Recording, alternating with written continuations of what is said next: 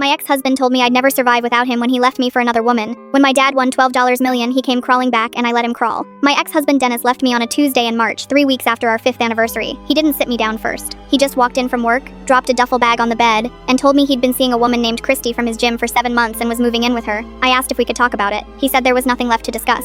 Then he said the line that stuck with me longer than the marriage itself. He told me I should be realistic about my prospects, because without his paycheck, I wouldn't last 6 months. He said it while zipping his bag shut, not even glancing my way, like he was reading off a weather report. Then he walked out, climbed into his truck, and drove the 14 minutes to Christy's apartment. I know it was 14 minutes because he'd been making that exact drive for 7 months while I sat home cooking him dinner. The divorce moved fast. We'd rented the apartment together. He kept the car. I was working part-time at a vet clinic for $11 an hour, and he knew that, which is exactly why he chose those words. He wanted me to panic. He wanted me calling him in tears, begging him to come home. I didn't. I moved into my dad's spare room on Polk Street and went full-time at the clinic. Money was tight. It was hard. But I'd rather share a bathroom with my 1-year-old father than spend one more day depending on a man who saw me as a charity case he could walk out on. That was March. My father won the sweepstakes in October. $12 million.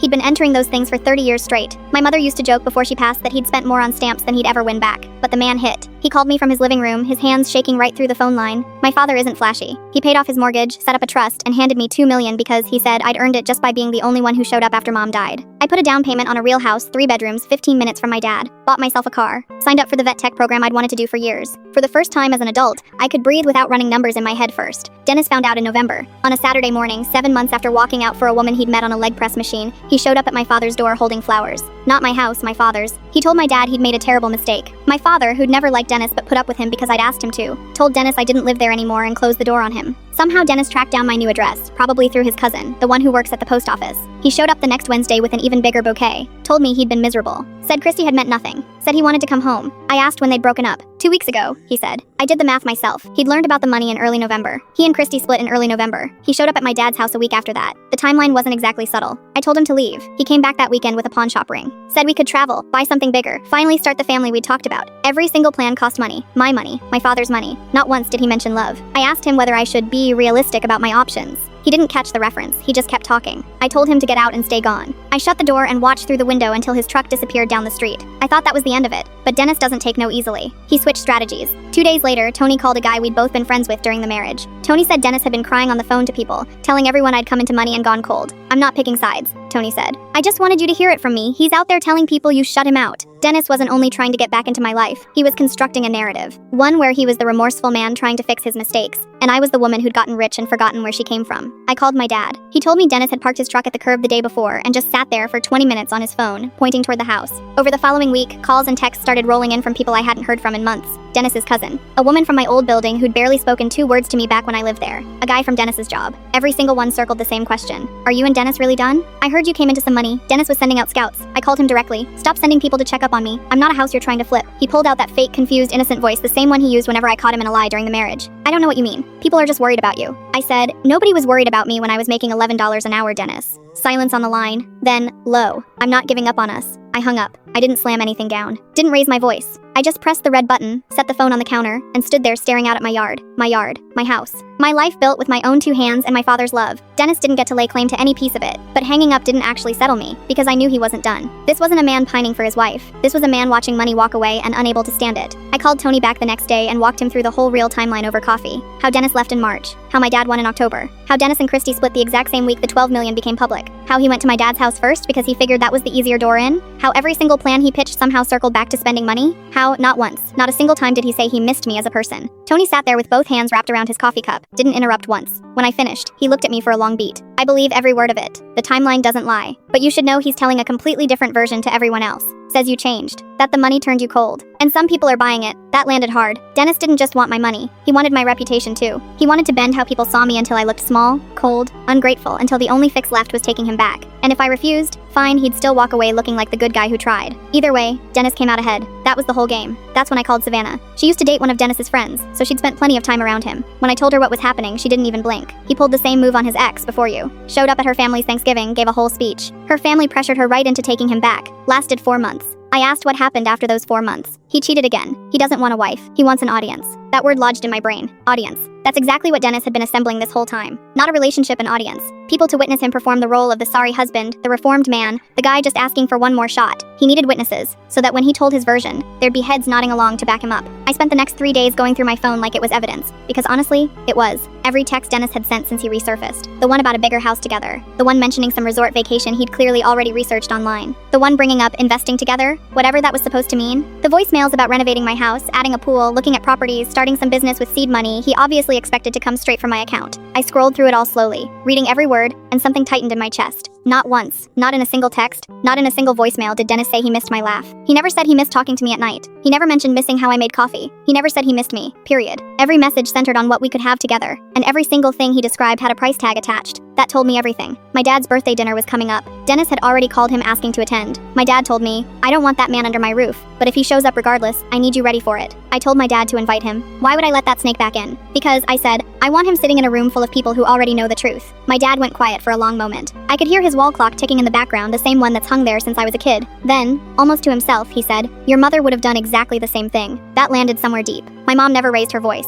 never caused a scene, but when someone tried to play her, she made sure they ended up playing themselves instead. My dad agreed right away. Said if Dennis called back, he'd tell him to come. He even admitted he might enjoy it, and I believed him completely, because something had crept into my father's voice that I hadn't heard in a while. Not anger, not worry. The sound of a man who'd waited patiently for a long time and was finally about to watch that patience pay off. 2 days before the dinner, my phone rang from a number I didn't recognize at first. Then it clicked. I'd seen that area code once before, months back, when Dennis left his phone on the counter and a text came in from an unsaved number, Christy's number. I answered. The voice on the other end shook. I know you probably hate me, but there's something you need to know about Dennis. I said, I'm listening. He didn't leave me, she said. I kicked him out. He'd been running up my credit cards. $6,000 in 2 months, and when I called him on it, he accused me of being controlling. That's when I went through his phone. $6,000 while he was living under her roof, eating her food, sleeping in her bed. She kept talking. Found texts between Dennis and his cousin, the same cousin who worked at the post office, the same one who'd handed Dennis my new address. Texts from before they'd even broken up. He'd told his cousin, word for word, if I play this right, I'll never have to work again. I sat down on the edge of my bed. It wasn't anger. I felt it was clarity. Plain, total clarity. Dennis hadn't made some mistake and come crawling back out of regret. Dennis had run a calculation. Looked at the numbers. Looked at me. Looked at Christy. And picked whichever option had the most zeros attached. Did it while she was still cooking him dinner every night. I asked Christy why she was telling me any of this. Because he called me yesterday, she said. Asked me to show up at your dad's dinner and pretend everything's fine between us. Said if I backed his story, he'd pay back the $6,000. I nearly laughed out loud. I closed my eyes for a second. Same playbook every time. Same lines. Dennis told me Christy meant nothing. Told Christy I was unstable. Kept everyone sealed off in separate rooms with separate lies. She agreed to come. Not for Dennis's sake. Not even for mine. For her own. I called my dad. One more guest. Dad. Who? The woman Dennis left me for. The pause lasted maybe 3 seconds, but I could feel him grinning through the phone. Then he said, this might just be the best birthday I've ever had because honestly, he'd been waiting for this moment. Not out of cruelty. The way a father waits when someone hurts his kid and gets away clean for a while. My dad had watched Dennis walk out on me. Watched me show up at his door with a trash bag of clothes and swollen eyes. He'd given me his spare room, and never once made me feel small for needing it. And then he'd watch Dennis crawl back with his flowers and his hollow apology and his pawn shop ring, circling the money like a dog under the dinner table. My dad had stayed patient through all of it. But with the dinner just days off and a woman named Christy ready to say it all out loud, neither of us needed to be patient anymore. This was my dad's 72nd birthday, and Dennis was about to be the evening's entertainment. The morning of the dinner, I got to his place around 9. Grocery bags in both arms and a box of balloons pinned under my chin. When I kicked the door open, he was already settled in his armchair with a coffee, like he'd been expecting me. I wished him happy birthday and he just smiled, watching me unload everything onto the counter. Pot roast, rolls from mom's recipe card, a cake from the bakery he likes,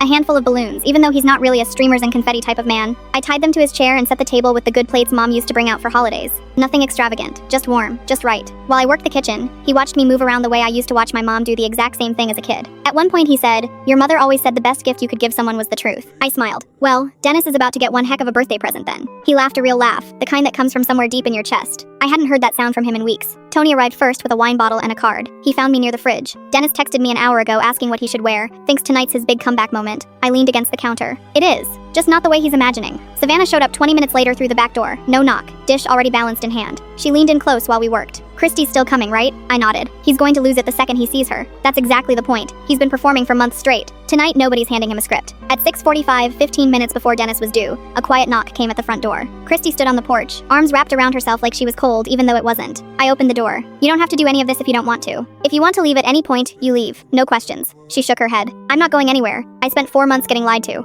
I'm done staying quiet about it. I led her into the living room where my dad sat waiting. He stood up, which he doesn't do for just anybody anymore. His knees give him trouble, and shook her hand gently, the way he greets people he respects. I'm sorry for what my former son-in-law put you through. Her chin tightened. Thank you. Nobody said that to me before. I stood there watching my 2-year-old father accomplish in 10 seconds what Dennis never managed across 5 years of marriage. He made someone feel seen. We sat down to eat around 7. Christy directly across from one empty chair. Tony on my left. Savannah beside my dad. Isabel, an old friend of his who'd been the one to first push me back towards school when I was still living in his spare room at the far end. Isabel misses nothing. She glanced at the empty chair, then back at me. So that's where the show happens? That's where the show ends. At 7:15 the doorbell rang. The whole table went still. My dad looked at me. I nodded. He exhaled slowly. Well, let's see if he brought flowers again this time. I walked to the door. Through the frosted glass I could make out Dennis holding a gift bag, wearing that practiced smile, the one he puts on for people he wants to think he's a decent guy. I opened the door. Dennis strolled in like he'd been personally invited by the president. Made a beeline for my dad, hand extended, gushing about how grateful he was, how great Damon looked, how good the house smelled. My dad shook his hand without a hint of a smile. Dennis didn't notice.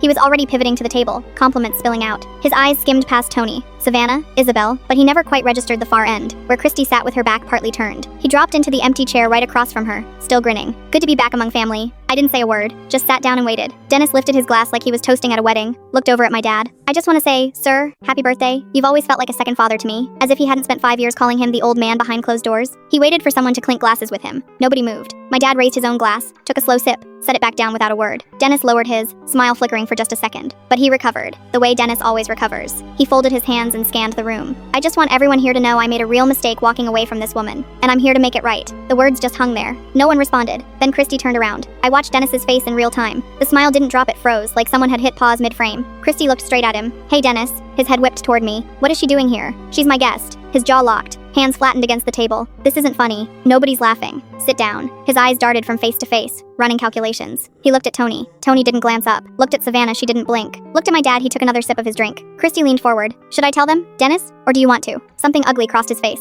Tell them what? There's nothing to tell. Christy reached down beside her chair and pulled out her phone. Then I'll just read the text myself. The color drained from Dennis's face in about 2 seconds. Christy didn't even look at him. She looked at her screen, voice steady even as her hand trembled. This is a text from Dennis to his cousin, sent November 3rd, while he was still living in my apartment. Her dad just hit for 12 million. If I play this right, I'll never have to work again. She scrolled further. I'll go back to her. She always wanted me back. This is easy money. Another one. Christy's getting suspicious. I'll dump her once I'm back in. The table went completely silent. Dennis lunged across the table toward Christy's phone. Tony was faster, hand clamping down on his arm. Firm. Don't. Dennis yanked his arm back, turned on me instead. Those are taken out of context. I looked at him. What context turns easy money into something romantic? Dennis had nothing left. His mouth opened, but nothing came out. Then something snapped. He shoved his chair backward. You set me up. All of you set me up. That's when my dad finally spoke. He hadn't said a single word since Dennis walked in. His voice came out low, slow, steady. Son, nobody set you up. You set yourself up. Dennis spun toward him. You walked out on my daughter and told her she wouldn't last 6 months. She did. You crawled back the second you smelled money. And now you're sitting at my table, on my birthday, trying to sell a story that a woman you used for 4 months just disproved with receipts. Dennis opened his mouth again. My dad raised a hand. I'm not finished. My wife used to say you can read a man's character by what he does when nobody's watching. But you, Dennis, you show your whole character even with everybody watching. And it's ugly. I felt those words land somewhere deep in my chest. Not because they were unkind, because they were dead accurate. And because hearing my dad invoke my mom in a way that felt so right, so honest, made it feel like she was sitting right there with us at that table. Dennis looked like he'd been struck by something invisible. Mouth still hanging open, shoulders dropping, eyes going wet not from sadness, from shame, pure, exposed, nowhere left to hide shame. He scanned the table one final time, Tony staring hard at his napkin. Savannah's arms crossed tight, Isabel shaking her head once,